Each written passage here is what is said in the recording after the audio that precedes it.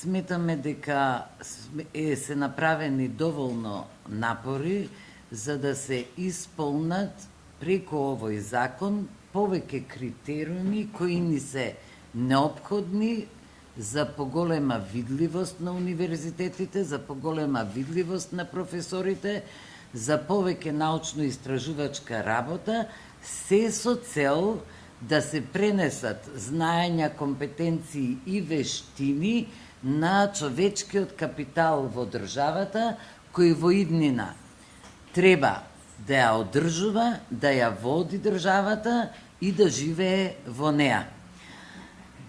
Како што веќе неколку пати реков, државава Македонија нема време за подпросечни, еве и просечни и ретки добри резултати.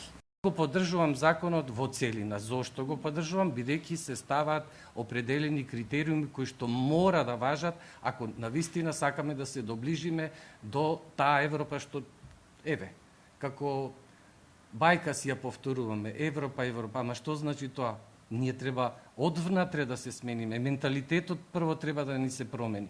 Начинот на функционирање треба да ни се промени. Зарем јас треба да чекам закон за да објавам капитално дело?